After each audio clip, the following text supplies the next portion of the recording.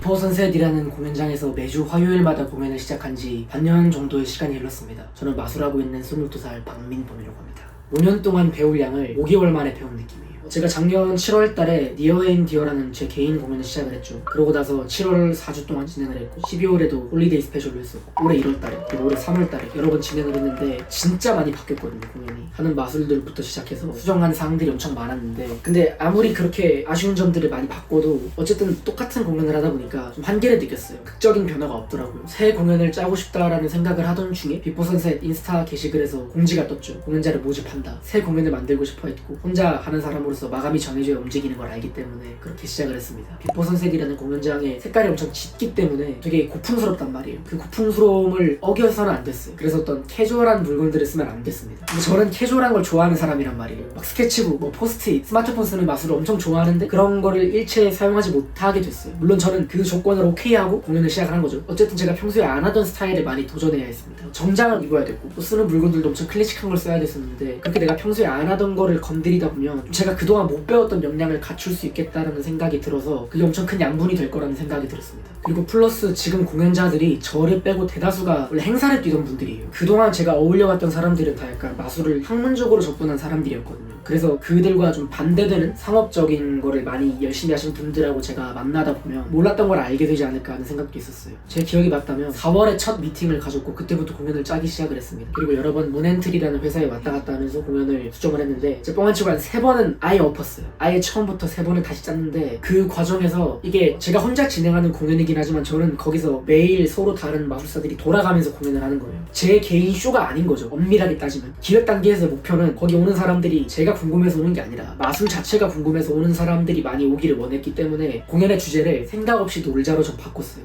이때 진짜 매일 새벽같이 리허설을 했는데 저뿐만 아니라 평일 공연자 다른 분들도 같이 함께 밤새서 첫차 타고 가고 그랬는데 약간 고등학생 때로 돌아간 기분이었어요. 야자 끝나고 밤에 걸어가던 좀 그런 생각이 나더라고요. 도구를 좀 많이 샀어요. 마술도 새로 배워야 됐기 때문에 마술 강의 자료들도 엄청 많이 샀고 투자를 아끼지 않았어요. 간략하게 언급했지만 마술 스타일을 진짜 많이 바꿨어요. 공간의 색을 어기지 않기 위해서 되게 클래식한 마술들을 많이 팠고 또 공연에 넣을 고전 마술을 찾다가 평생을 함께할 작품을 찾기도 했어요. 리허설을 진짜 셀 수 없을 정도로 많이 했습니다. 그 문엔트리 회사에서도 많이 했지만 개인적으로 집에서 6월, 7월까지는 진짜 매일 했어요. 매일 리허설 했고 하루에 2번, 많으면 3번까지도 했고 왜 그렇게까지 많이 했냐면 제가 안 하던 걸 하다 보니까 숙련도가 좀 많이 부족했어요. 초반에 제가 하는 마술들이 각 파트별로 다른 매력을 보여주기 위해 엄청 노력했거든요. 그래서 리허설을 하면서 그게 잘 드러나는지 확인을 했고 또 5월 초에는 실제로 관객들을 불러서 리허설을 했어요. 그때 좀 많이 심각하게 부족한 게 뭔지 많이 깨달았죠. 그래서 숙련도가 도저히 안 되겠다 싶은 거는 아예 빼기도 했어요. 그래서 도구를 샀는데 비싼 돈 주고 샀는데 공연을 못 올린 것도 많습니다.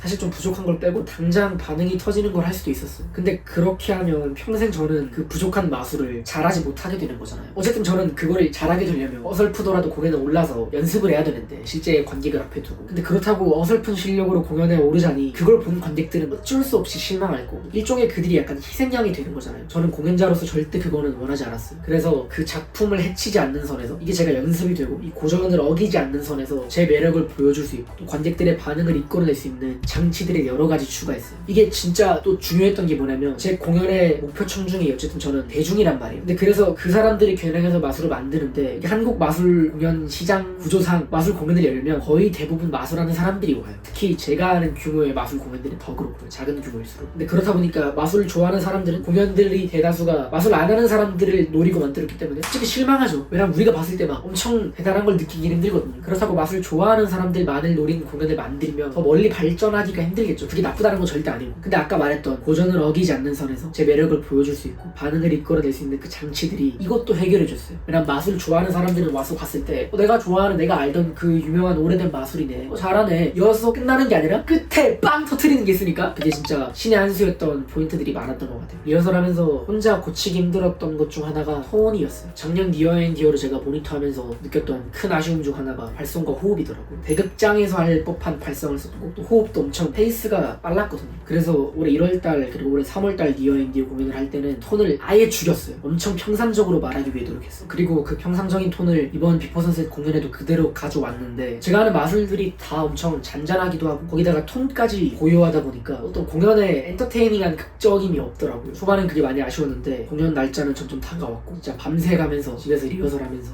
5월 말 첫 공연을 시작을 했습니다. 덜어내는 법을 배웠어요. 제가 하우스 오픈은 3시간 전쯤에 전화가 한 통 걸려오는 거예요. 저랑 같은 공연장에서 개인 공연을 했던 타짜 크리에이터로 유명한 김슬기님과 권준혁 마술사가 연락을 했어요. 지금 우리가 공연장에 있으니까 혹시나 우리의 도움이 필요하다면 우리가 도와주겠다. 그래서 그 두 분이 그날 공연 시작 한 30분 전까지 당장 바꿀 수 있는 기술의 디테일들을 많이 잡아줬어요. 근데 이건 진짜 큰 도움이 됐어요. 왜냐면 그 두 사람 진짜 우리나라에서 지금 기술적인 완성도로는 거의 손에 꼽을 사람들이니까 첫 공은 걱정했던 것보다는 만족스러웠어요. 관객들 반응도 많이 괜찮았고 또 가장 걱정했던 건 그 공간에 제가 어울리는 사람일까였거든요. 왜냐면 제가 나이가 너무 어리기도 하고 내가 그런 공간의 무드에 잘 어울러질까를 걱정했는데 또 관객 반응이 꽤 괜찮아서 제가 문제가 없는 줄 알았어요. 근데 호흡이 많이 성급했고 또 여러 마술들이 여전히 삐걱거렸죠. 첫 공이 끝나고 기억에 남는 네이버 후기가 있는데 30대 초중반 정도로 보이는 부부가 오셨거든요. 근데 남편분은 마술을 취미로 하는 사람이었고 아내분은 마술을 안 하는 사람이었어요. 후기를 뭐라 썼냐면 공연 너무 재밌게 잘 봤고 아내도 만족을 해서 이제 아내에게 전적으로 지원을 받을 수 있게 됐다. 후기 쓸 때 그냥 마음에 없는 말 쓸 수 있잖아요. 근데 그 말은 정말 진심에서 썼다라는 게 느껴졌거든요. 그 되게 감동이었어요. 그리고 6월 달이 되었는데 제 가족이 왔습니다. 좀 발전한 제 모습을 보여드리고 싶었어요. 왜냐면 작년 7월 달에 니어앤디어 첫 공 때 오셨거든요. 그리고 다행히 준비한 대로 잘 마무리했습니다. 다만 나머지 공연에서의 관객들의 반응이 좀 많이 차가웠어요. 그때 깨달았죠. 5월 달에 왔던 관객들은 다 저랑 엄청 친한 사람들이 왔어요. 그래서 그 사람들은 이미 저에 대해서 마음의 문이 열려있는 상태였어요. 애초에 저랑 심리적인 거리가 가까운 사람들이었기 때문에 호흡을 주고받는 것도 수월했고 저한테 박수를 보낼 준비가 된 사람들이었어요. 근데 6월 달에는 좀 많이 당황했어요. 예상했던 것보다 관객들의 반응이 미적지근하더라고요. 그래서 처음 본 사람들이 저한테 마음을 열 수 있는 방법을 고민하기 시작했어요. 그래서 그 후로는 공연 시작 전에 관객들 한 분 한 분하고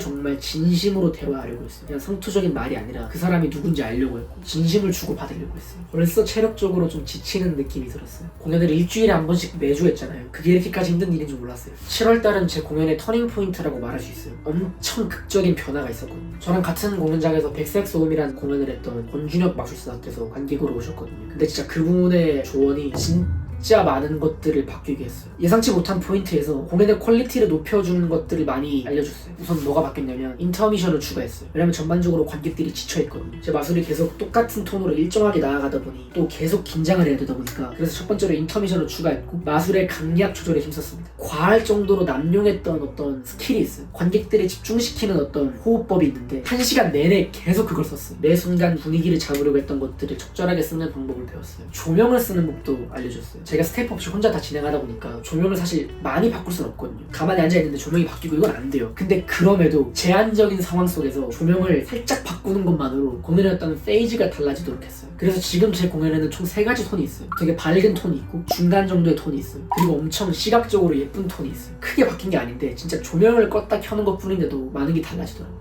공간 쓰는 방식을 배웠는데 원래 예를 들어서 앞에 놨던 도구를 뒤에 둠으로써 조금 더 마술이 입체적으로 일어날 수 있게 했고 사소한 건데 도구 두는 위치를 바꿈으로써 관객들이 마술을 볼 때 느끼는 신기함을 극대화시켰어요. 또 제가 공연 때 썼던 대본들을 많이 다듬어줬는데 조금 더 제 매력을 보여줄 수 있게 했던 것 같아요. 이 일련의 과정에서 진짜 많이 바뀌었고 사실 하는 마술은 비슷한데 공연으로서의 구색이 많이 갖춰졌어요. 그리고 제가 매번 공연을 할 때마다 영상을 찍어두거든요. 그걸 진짜 매번 모니터하면서 조금씩 감을 잡아가기 시작했어요. 그리고 7월의 마지막 공연이 기억에 남아요. 지금껏 그 모니터를 하면서 분석한 아쉬움이 가장 눈에 띄게 개선되었어요. 그리고 그날 공연이 끝나고 나서 공연했던 영상을 돌려볼 때 처음으로 다른 사람 공연을 감상하듯이 재밌게 봤어요. 7월 한 달간 유독 엄청 다양한 사람들이 왔어요. 9살짜리 어린애가 오기도 했고 진짜 다양한 부류의 사람들이 왔어요. 근데 그 과정 속에서 다행히 다양한 부류의 사람들이 내 마술을 좋아하는구나 좀 안심했던 것 같아요. 사실 이쯤부터 좀 몸이 많이 안 좋아진 것 같아요. 일단 코로나에 한번 걸렸고 원래로 제가 잠을 잘 못 자는 성격이긴 한데 좀 불면증이 심해지더라고요. 알게 모르게 좀 압박이 심했던 것 같아요. 제가 정기적으로 해야 되는 일이 공연뿐만이 아니었어요. 우선은 제가 매주 이틀 초등학교에 가서 방과후를 하고요. 그 다음에 영상 편집을 합니다. 공연까지 플러스 시간 날 때마다 제 개인 영상도 만들어야 됐어요. 좀 몸이 많이 지쳤다는 걸 느꼈는데 어느 하나 포기할 수가 없더라고요. 또 7월 달에는 그 공연장에서 마술 마술을 알려주는 렉처쇼도 진행을 했었죠. 되게 재밌는 이벤트였어요. 제가 만든 마술 중에서 좋아하던 거를 또 공연을 하면서 얻은 팁과 합쳐서 필요한 사람들에게 나눠주고, 제 버킷리스트 중 하나였는데 제가 공연하는 공연장에서 했다는 게 의미가 깊었습니다. 8월 달에는 공연장에서 무료 공연을 진행을 했어요. 준비 과정에서 어려움이 있었어요. 공연을 총 3면에서 진행했거든요. 셋이 합을 맞춰서 하는 장면 같은 통일성이 있어야 된다고 생각을 했어요. 하나의 공연이라는 느낌이 들어야 된다고 생각을 했어요. 근데 저를 포함한 모든 공연자들이 따로 만나서 그걸 맞출 시간이 없었거든요. 그래서 최소한 공연으로서의 구색을 갖추기 위해서 제가 달력이라는 아이디어를 제공했어요. 저 같은 경우에는 화요일마다 공연을 하고 나머지 2분은 수, 목마다 공연을 하는 분이었거든요. 그래서 테이블 한편에 달력을 두고 화요일 박민범 적혀있고, 다음 사람이 들어왔을 때는 넘겨서 수요일. 그래서 마치 그날 공연을 보는 사람들이 그 공연이 특별한 쇼잖아요. 우리 원래 공연을 홍보하기 위해 했던 무료 공연이니까 적어도 최소한 하나의 공연처럼 느껴지도록 애를 썼습니다. 그렇게 무료 공연을 잘 마치고 8월 달에 기억에 남는 관객 중에 가짜 크리에이터 슬기님이 관객으로 방문을 하셨거든요. 프로가 오면 여전히 떨리는 것 같아요. 그리고 그날 관객들이 모두 마술을 하는 사람이었어요. 슬기님이 감사하게도 시작 전에 관객들하고, 슬기님이 또 유명하니까 사람들이 말 건단 말이에요. 자연스럽게 분위기를 풀어줬어요. 근데 그 과정에서 모든 관객들이 서로 마술하는 사람들이라는 걸 인지했어요. 그래서 제가 공연 때 준비한 말들이 마술하는 사람들이라면 얄법한 전개들도 있었어요. 그걸 어쩌지 싶었어요. 왜냐면 어차피 이 사람들은 뒷결말을 아는데, 그렇다고 그걸 생략하자니 그 사람들의 몰입을 깨고 싶진 않았거든요. 그래서 좀 내려놓고 얘기를 했어요. 그날 공연했던 영상을 돌려보니까 그게 조금 아쉽긴 하더라고요. 이건 다 아시죠? 하고 좀 퉁치는 거는 자제해야겠다라고 느꼈어요. 그리고 공연에 있어서 불필요한 것들이 덜기 시작했어요. 그리고 조금씩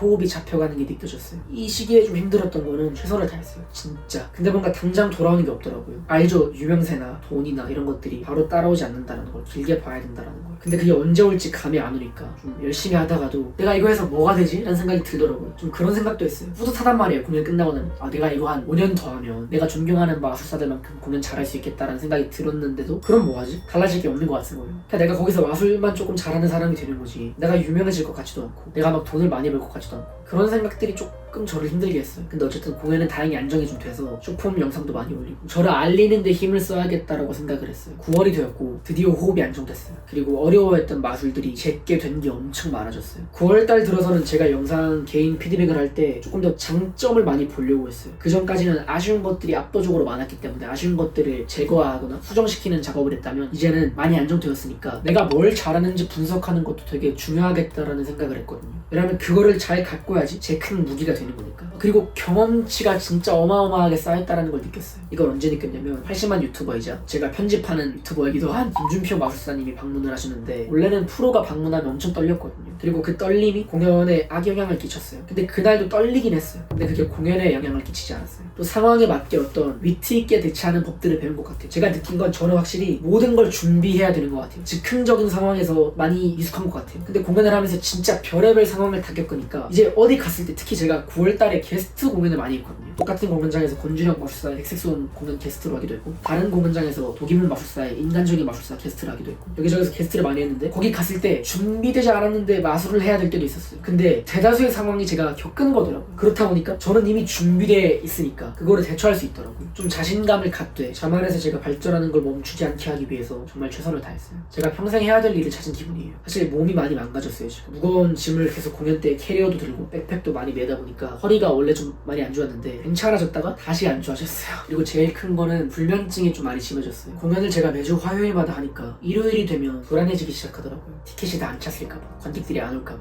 일요일부터 월요일 저녁까지 공연장 티켓 그 사이트에 들어가서 계속 새로 고침을 해요. 한 반년 동안 적어도 공연이 돌아갈 정도의 관객 수가 진짜 아슬아슬하게 찼어요. 잠을 못 자고 밤새고 공연장에 간 적도 많거든요. 피곤해서 죽을 것 같은 상태로 아침에 깨면 그만두고 싶다는 생각을 할 때가 많았어요. 예매한 사람들이 있으니까 안 갈 수가 없잖아요. 진짜 이악 물고 씻으러 가서 씻고 무거운 짐 들고 버스 타고 공연장에 가는 동안 제가 무슨 생각을 했냐면, 사고가 났으면 좋겠다 생각을 했어요. 내가 지금 타고 가고 있는 버스가 교통사고가 나면 공연 안 해도 되니까, 혹은 홍수가 나서 공연장이 잠겼으면 좋겠다. 근데 그런 마음을 가지고 도착을 해서 공연장에서 옷을 갈아입고 세팅을 하고 청소를 하고 가볍게 리허설을 하다 보면 심장이 뛰기 시작해요. 그리고 관객들을 맞이할 시간이 되면 어느새 피곤했다는 사실을 잊게 돼요. 그리고 끝나고 나면 그날 잘했던 못했던 가장 먼저 드는 생각은, 와, 또 하고 싶다예요. 제가 살면서 이 정도로 심장이 뛰는 일을 해본 적이 없어요. 제가 평생 해야 될 일을 찾은 기분이에요. 앞으로 저라는 사람을 더 알려서 더 많은 사람들 앞에 제가 서고 싶어요. 저는 지금 그 어떠한 때보다 준비가 되어 있어요. 그리고 저는 진짜 성공할 거예요. 앞으로 잘 부탁드리겠습니다. 박민범이었습니다, 여러분.